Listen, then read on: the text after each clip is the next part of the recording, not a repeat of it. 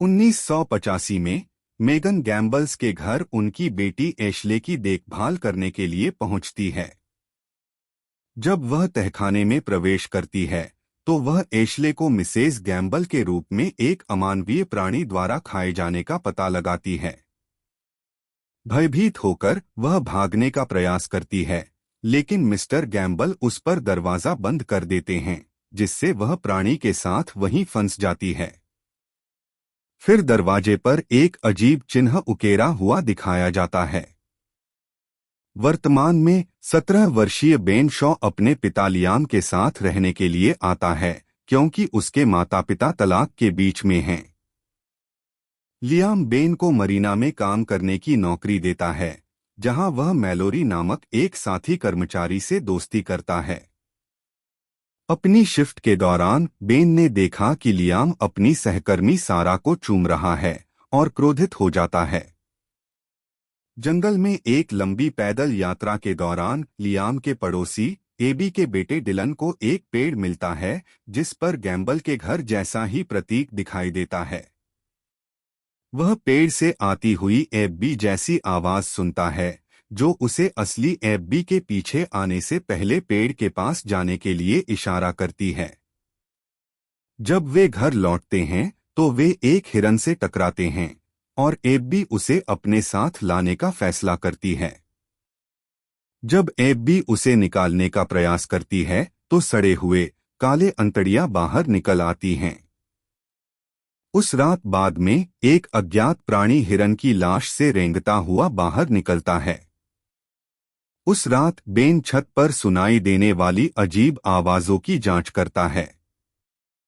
वह एब्बी के घर तक आवाजों का पीछा करता है, लेकिन पाता है कि यह केवल एक रैकून था। फिर उसे पोर्च पर एक चुड़ैल की झलक दिखाई देती है, लेकिन एब्बी के पति टाय द्वारा पोर्च की लाइट चालू करने के कारण उसे यकीन नहीं हो पाता कि उसने क्या देखा। बेन डिलन से दोस्ती करता है और उससे वादा करता है कि अगर उसे उनके घर के आसपास कुछ भी अजीब दिखाई दे तो वह उसे बताएगा।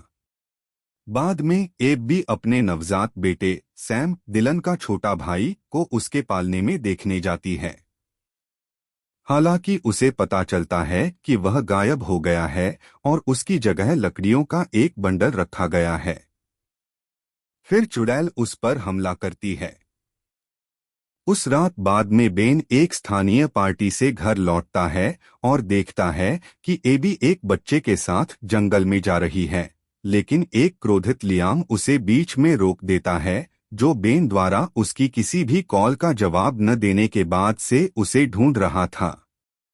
अगली सुबह एबी अस्तव्यस्त और गंदे कपड़े पहने अपने घर लौटती है, जहां वह डिलन को टीवी देखते हुए बुरी नजर से देखती है।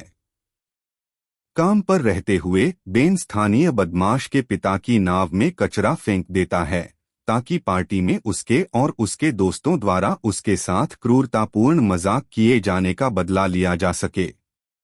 उस रात उसे सारा द्वारा घर पहुंचाया जाता है, जो बताती है कि वह लैक्टोज असहिष्णु है और उसके साथ संबंध बनाने की कोशिश करती है।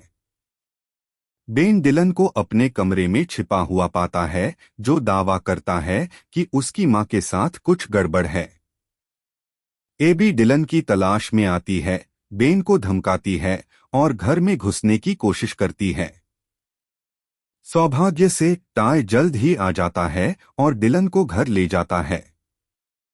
डिलन टाय को चेतावनी देने की कोशिश करता है कि एबी अजीब व्यवहार कर रहा है, लेकिन वह अपने बेटे की चिंताओं को खारिज कर देता है। इसके बाद टाय सैम की नर्सरी में जाता है, जो अब खाली है।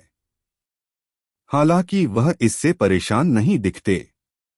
बेन को चिंता होती है कि एबी के साथ कुछ अजीब हो रहा है और वह उस पर जासूसी करने की कोशिश करता है, लेकिन लियाम उसे बीच में रोक देता है। बाद में जब एबी को टाय के साथ सेक्स करते हुए दिखाया जाता है तो पता चलता है कि उसका मांस सड़ना शुरू हो गया है।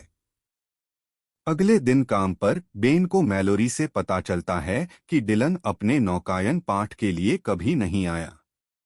जब वह डिलन के घर जाता है तो उसका स्वागत टाय करता है, जो अजीब तरह से बच्चे होने से भी इनकार करता है। जाने से पहले बेन को पोर्च में खुदा हुआ अशुभ प्रतीक मिलता है। बेन प्रतीक पर शोध करता है और एक दुष्ट वन चुड़ैल के बारे में जानकारी पाता है, जिसके बारे में कहा जाता है कि वह अपने पीड़ितों की खाल पहनती है और भूले हुए लोगों को खाती है।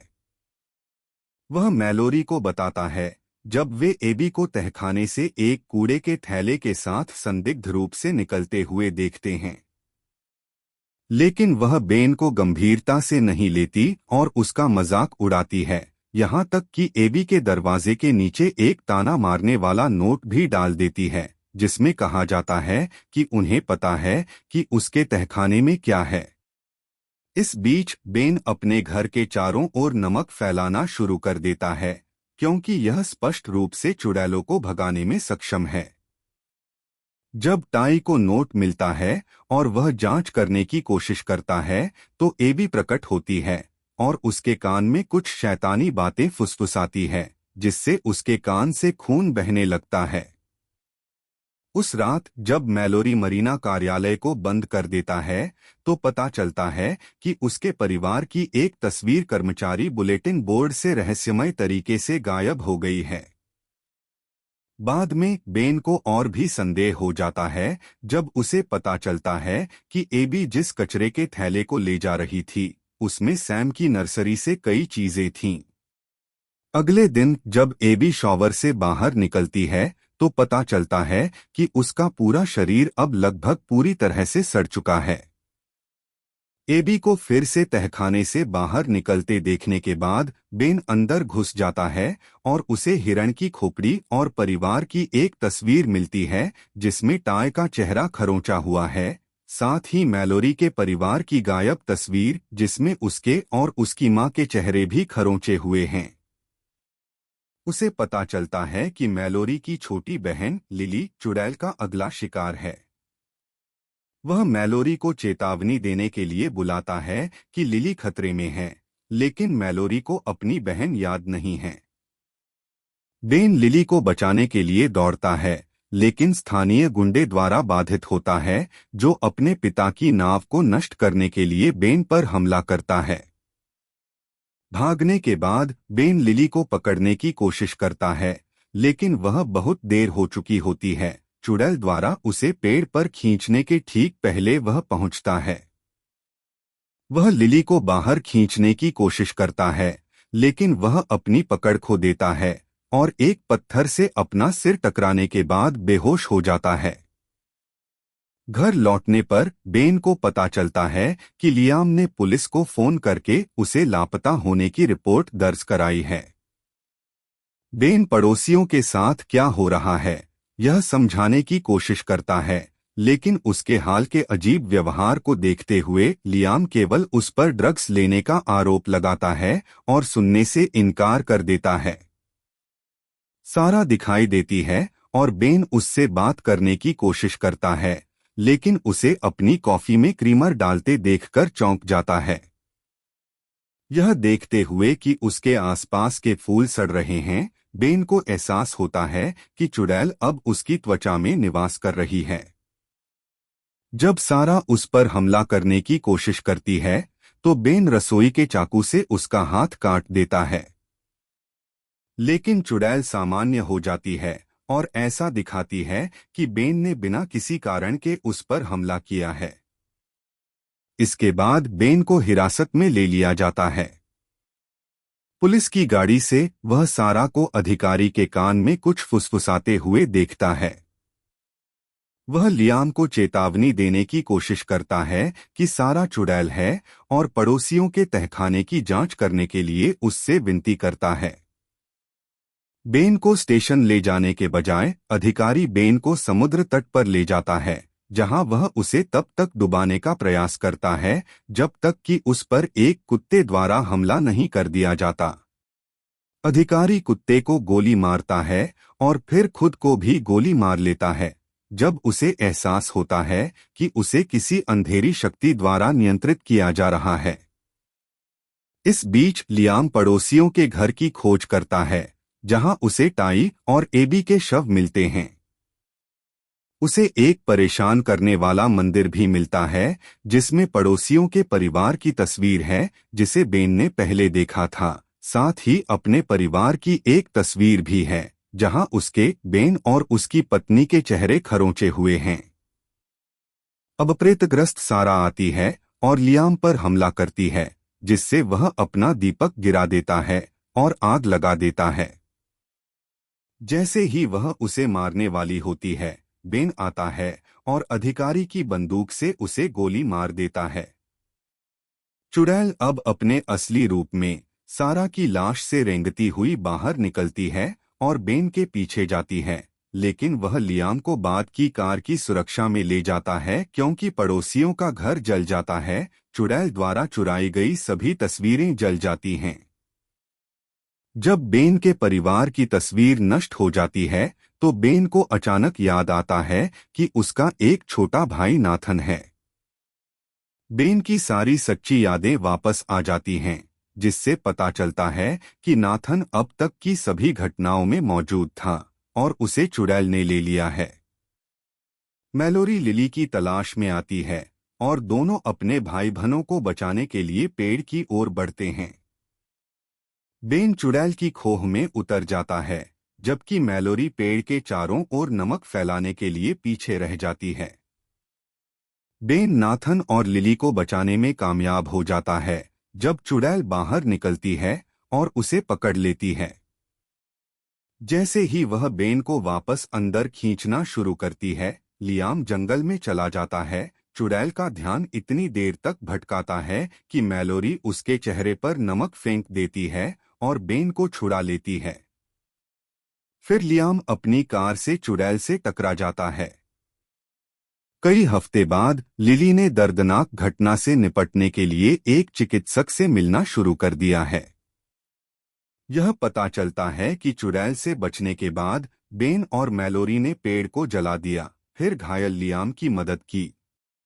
वर्तमान में वापस बेन और नाथन अपनी मां के घर वापस जाने की योजना बनाते हैं।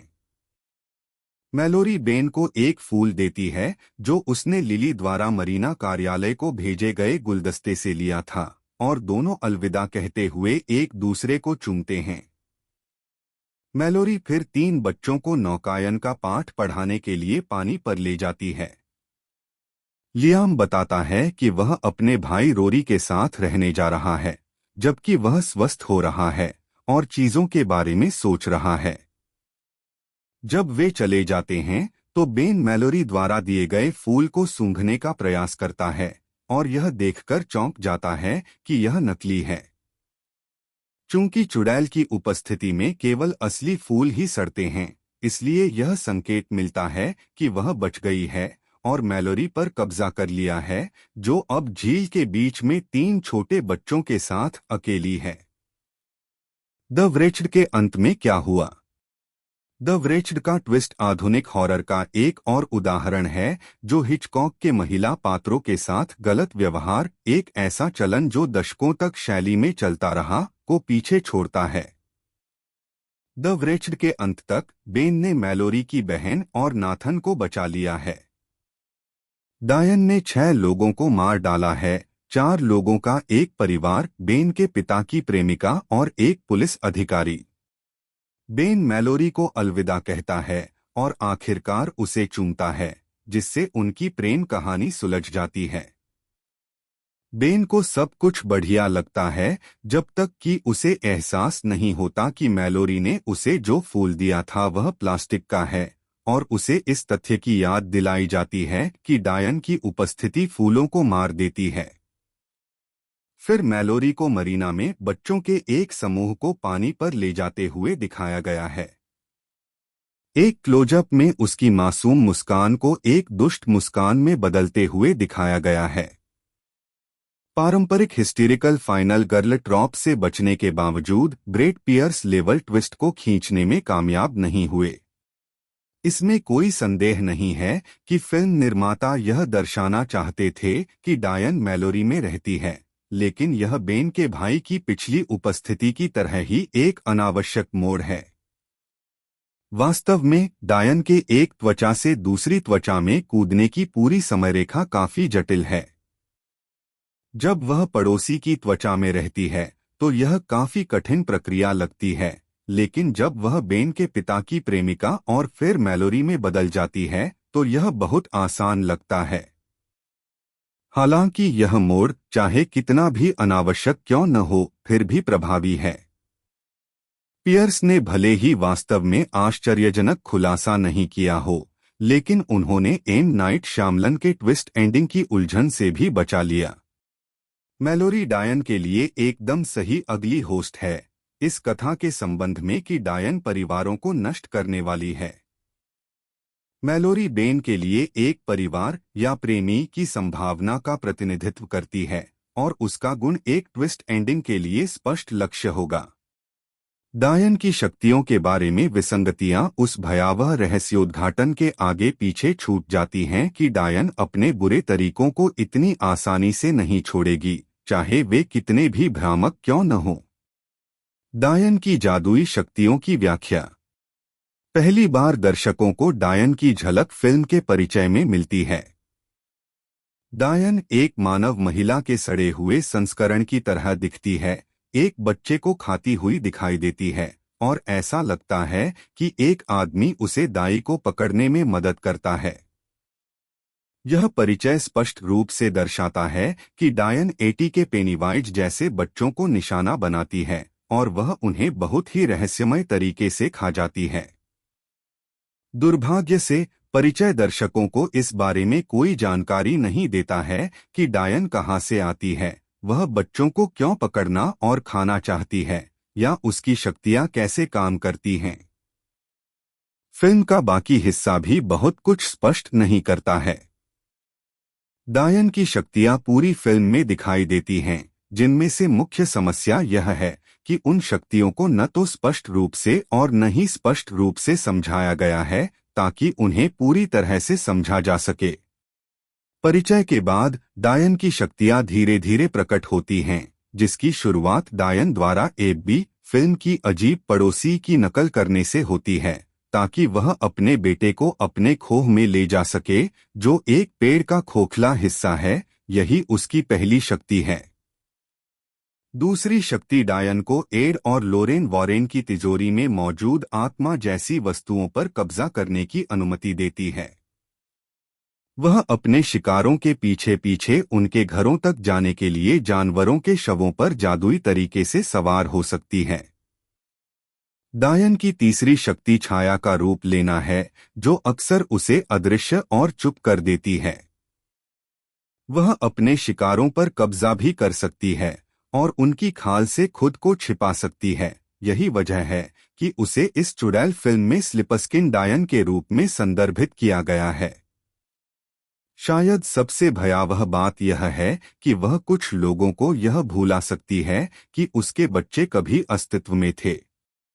वह कुछ लोगों में एक तरह की सम्मोहन संबंधी भूलने की बीमारी पैदा करने में सक्षम है। डायन अपनी भूलने की शक्ति का लगातार उपयोग नहीं करती है।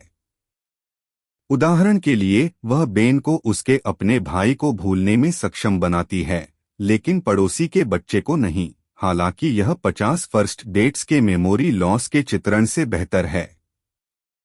यह उसकी शक्तियों का एक प्रमुख उदाहरण है जो या तो इतनी सरल नहीं है या स्क्रीन पर ठीक से नहीं बताई गई है। उसकी छठी शक्ति भी उतनी ही असंगत है।